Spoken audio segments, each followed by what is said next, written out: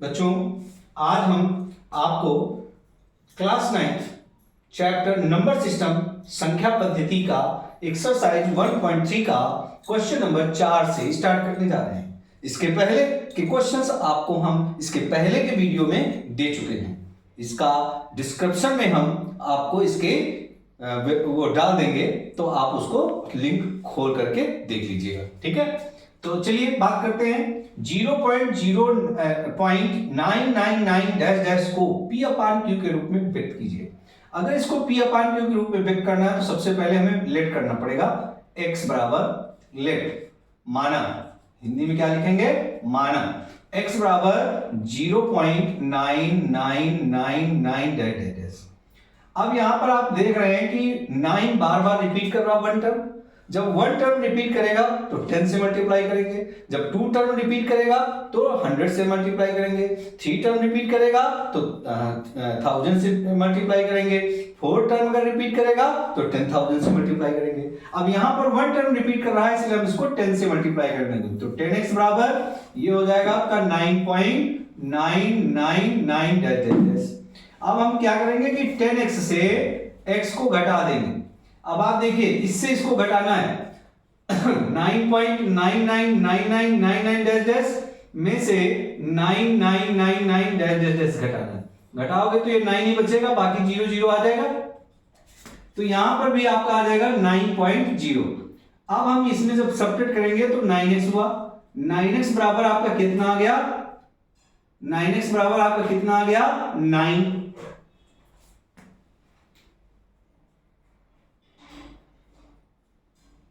9x बराबर 9, और इसी को जब हम x इज इक्वल टू लिखेंगे तो 9 अपान 9, तो x इज इक्वल टू 1, और 1 को हम 1 अपान 1 सब्स्टिट्यूट कर सकते हैं, लिख सकते हैं।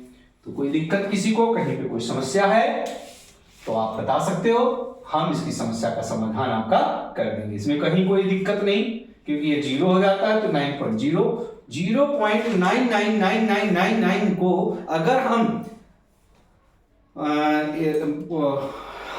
0.99 को अगर हम सिंप्लीफाई करें और इसको राउंड अप में लिखें तो इसको हम 1 ही लिखते हैं, इसीलिए इसका मान भी आपका 1 अपान 1 निकला। 9 अपान 9 इज इक्वल टू 1 अपान 1। तो ये रहा क्वेश्चन आपका, क्वेश्चन नंबर 3। अब हम चर्चा करते हैं क्वेश्चन नंबर 4 की। इसी के क्वेश्चन नंबर 4 हो गया, 5th की चर्चा करते हैं। क्वेश्चन नंबर 5, तो क्वेश्चन नंबर 5 क्या है उस पर चर्चा करते हैं, पहले इसको मिटा दें। तो क्वेश्चन नंबर 5 आपका होगा, उसमें कहा गया है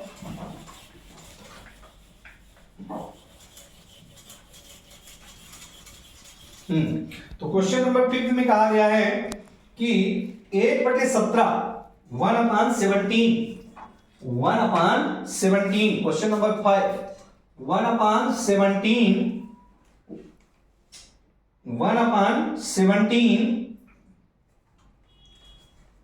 क्वेश्चन नंबर 5 में कहा गया 1 अपान 17 के दशमलव प्रसार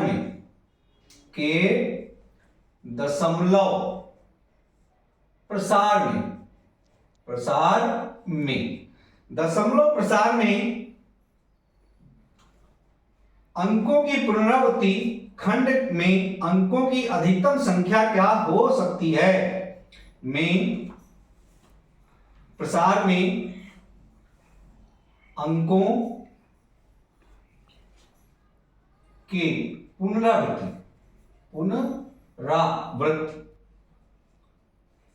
पुनरावृत्ति में अंकों की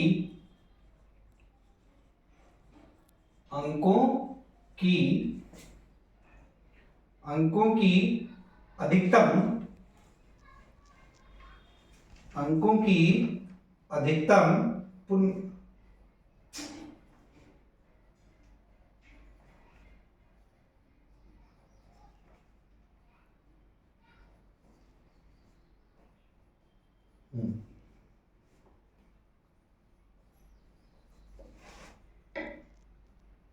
पुनरावृत्ति खंड में अंकों की पुनरावृत्ति खंड में पुनरावृत्ति खंड में अंकों की अधिकतम संख्या क्या हो सकती है, में अंकों की संख्या क्या हो सकती है, इस पर हम चर्चा करते हैं। अब देखिए बच्चों, जब हम किसी संख्या को लेते हैं, उसकी पुनरावृत्ति की बात करते हैं, तो हमें यहां पे 1/17 है, ऊपर 1 है, नीचे 17 है। अगर हम इसको सॉल्व करें तो 17 से हम 1 को डिवाइड करेंगे तभी तो इसकी वैल्यू आएगी, डेसिमल लगाएंगे तब यहां पर 0 लगाएंगे, फिर भी नहीं जाएगा तो 0 लगा करके यहां पे 0 लगाएंगे, तो 17 का केवल ऐसा पढ़े कि 100 से ज्यादा न जाए, 100 से कम जाए। तो 17 का टेबल ऐसा पढ़े कि 100 से ऊपर न जाए, 100 से नीचे जाए। 17 छक्का 102 होता है, तो हम 6 बार नहीं जाएंगे, 17 बचे 85, 5 बार जाएंगे तो ये 85 हो जाएगा। अब कितना बचेगा यहां पर 15, फिर एक 0 लेंगे। अब इस 17 का टेबल कितनी बार जाएगा, 17 नौइया, 17 नौइया, 17 9 जा 153। एक मिनट, ये भी ज्यादा जा रहा है, 153 भी ज्यादा जा रहा है, इसलिए 9 बार नहीं ले जाएंगे, 8 बार ले जाएंगे। 17 नौइया 136, तो 10 में 6 गए, 17 8 136, 10 में 6 गए 8, 4 बचा, और यहां बचा 4 में 3 गया 1, फिर एक 0 ले लिया, फिर ये 8 बार ही जाएगा 136। अब कितना बचेगा 4, यहां पे कुछ नहीं तो 0, 17 दूना 34, अब कितनी बचेगा 6, फिर 0, 17 तिया 51, अब कितना बचेगा यहां पे 9, फिर 0, 17 बचे 85, अब कितना बचेगा 5, फिर 0, 17 दूना 34, फिर कितना बचेगा 16, 160, अब फिर 160 आ गया, फिर से इसको ले जाएं तो 17 का किस टेबल से जाएगा, ये आपका 17 नौइया 153 जाएगा। अब कितना बचेगा 7, 70, तो 17 चौको 68, 17 तिया 81, देखो 17 तिया 51, 17 चौको 68, अब कितना बचेगा 2, फिर आगे 0 लगाएं, 17 91 17, फिर कितना बचेगा 3, 0, 17 91 17, अब कितना बचेगा 13, 30। तो इस तरह से ये रिपीटिंग टर्म नहीं है, ये बार बार रिपीट करने वाला टर्म नहीं है, इसलिए ये रेशनल नंबर है, इरेशनल नंबर नहीं है, क्योंकि ये रिपीटिंग टर्म नहीं है। 3 5 2 9 4 1 1 डैश डैश डैश, इस तरह से नंबर जाएगा।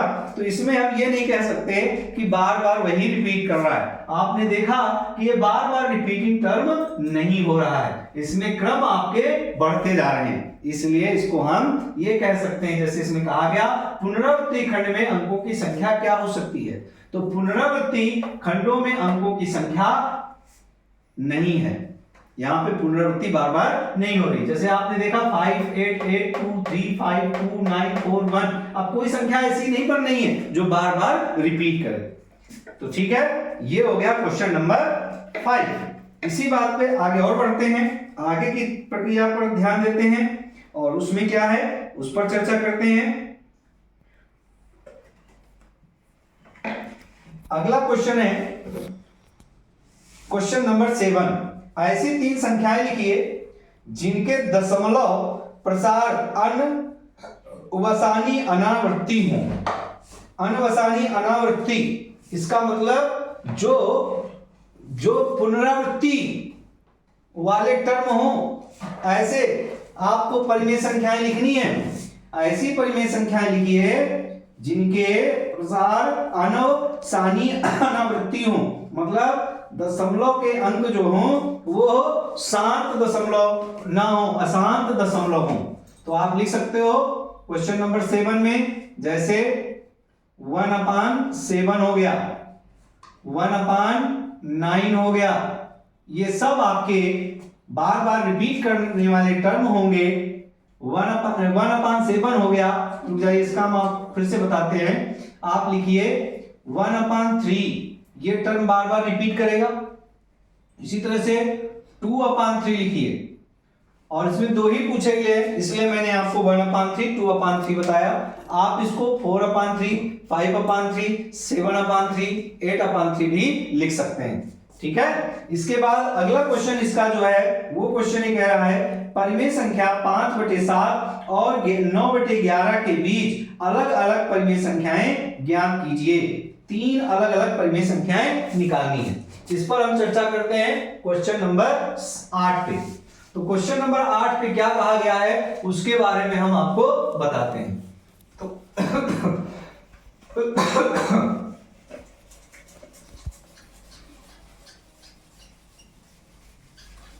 क्वेश्चन नंबर 8 में कहा गया है कि परिमेय संख्या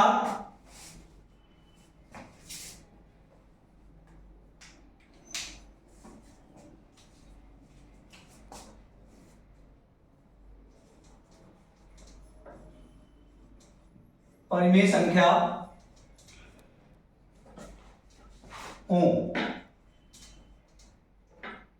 5/7 और 9/11 के बीच 3 अलग अलग परिमेय संख्याएं ज्ञात कीजिए। 3 अलग अलग परिमेय संख्याएं ज्ञात कीजिए। बच्चों, जब किसी संख्या की परिमेय संख्या निकालनी होती है, इसके पहले भी हमने आपको एक फार्मूला बताया था कि a मान लीजिए, दूसरा b मान लीजिए, इनके बीच व b के बीच परिमेय संख्या निकालने का फार्मूला था a + b/2। जब दोनों एक निकालनी हो तो ये लगाते हैं। अब यहां पर देखिए ध्यान से कि 5/7 और 9/11 के बीच निकालना है। इनके डिनोमिनेटर समान नहीं है। अगर इनके डिनोमिनेटर समान कर ले तो हमारे लिए क्या हो जाएगा, आसान हो जाएगा। तो इसलिए हम सबसे पहले क्या करते हैं, 5/7 को किससे गुणा कर दें और दूसरी 9/11 में किससे गुणा कर दें कि इनके डिनोमिनेटर समान हो जाए, हर समान हो जाए। 7 और 11 का एलसीएम होता है 77। इसमें 11 से गुणा कर दें तो ये नीचे 77 हो जाएगा। इसमें 7 से मल्टीप्लाई कर दें तो नीचे 77 हो जाएगा। ये आपका बराबर हो जाएगा 55/77 और ये आपका हो जाएगा 63/77। अब इन दोनों के बीच में कोई 3 परिमेय संख्या निकालनी है। तो किसके किसके बीच में, 55/77 व 63/77 के बीच 3 परिमेय संख्याएं। अब 3 परिमेय संख्याएं कोई भी निकाल सकते हैं। 55 से लेकर के 63 के बीच में कोई भी हो, तो 55 से 63 के बीच में आप निकाल सकते हो 56/77, एक तो ये बन सकती है। 59/77 ये भी बन सकती है। 62/77 ये भी बन सकती है। ठीक है, तो ये तीनों परिमेय संख्याएं अलग अलग हैं। आप कोई भी ले सकते हो। 55 से 63 के बीच, ना 55 लो ना 63 लो, उनके बीच की कोई भी 3 संख्याएं ले लीजिए तो ये इनकी परिमेय संख्याएं हो जाएंगी। तो आपने 5/7 और 9/11 के बीच ये परिमेय संख्याएं प्राप्त की हैं। ठीक है, इसके बाद अगला सवाल है। अगला सवाल आपका है, वो भी अभी बता देते हैं। अगला सवाल ये कहा गया कि बताइए निम्न संख्याओं में कौन सी संख्याएं परिमेय और कौन सी संख्याएं अपरिमेय हैं। तो हम पहले क्वेश्चन नोट करते हैं, तब आपको बताते हैं इसमें से कौन सी परिमेय संख्या होगी और कौन सी अपरिमेय संख्या होगी। बात आपको मालूम है कि परिमेय संख्या P/Q के रूप में लिखी जा सकती है और अपरिमेय संख्या P/Q के रूप में नहीं लिखी जा सकती है। तो हम यहाँ पे लिखते हैं क्वेश्चन नंबर 9 को। इसमें पूछा गया बताइए कि निम्न में बताइए कि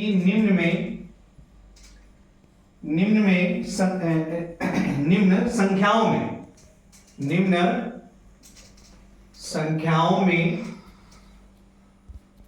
कौन कौन संख्याएं परिमेय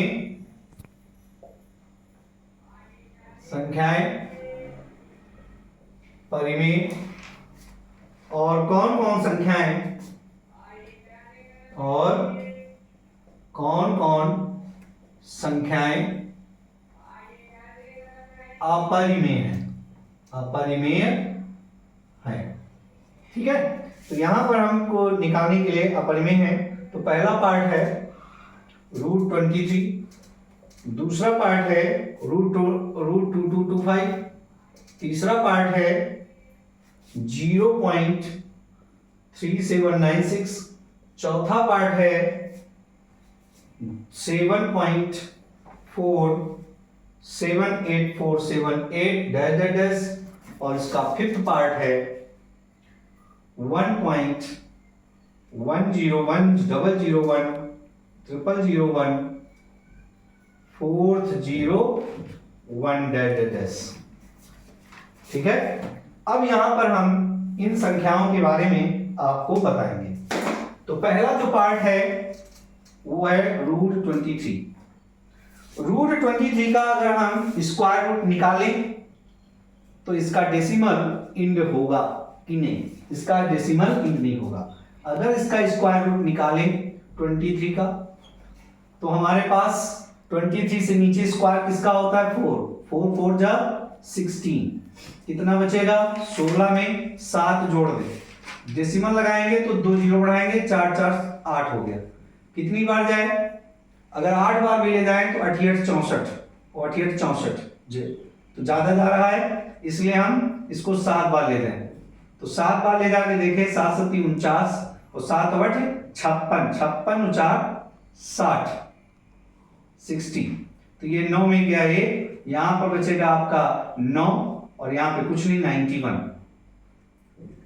ये कितना बचा 91, नहीं गड़बड़, ये जाएगा 8 ही बार। कितनी बार जाएगा 8 बार। तो 8 8 64 के 4 हंसी लाए 6 8 8 64 और 6 64 और 6 70। क्या हो रहा है, गड़बड़ हो रहा है, फिर से बताता हूं। क्योंकि 8 से ज्यादा जा रहा है इसलिए 7 बार ही जाएगा, ये पक्का है, तो यहां 7 ही लिखा जाएगा। 7 7 49 के 9 से लाए 4 7 8 56 56 4 60, 10 में 9 गया, 1 बचा, यहां बचेगा 9 को, तो 9 का 9 आ जाएगा, यहां कुछ नहीं 91। अब इसका फिर अगर हम ले जाए तो 7 7 14 9 1 8 1 9 94, फिर 2 जीरो बढ़ाएं तो यहां पर हम कितनी बार ले जाएं तो ये जाएगा। अब इसके बाद ले जाने के लिए हमारे पास ये डेसिमल रिपीटिंग टर्म हो रहा है, आगे चलता जाएगा, तो ये हमारा अपरिमेय संख्या है। कौन सी संख्या है, अपरिमेय संख्या है, अपरिमेय संख्या। और अपरिमेय संख्या क्यों है, क्योंकि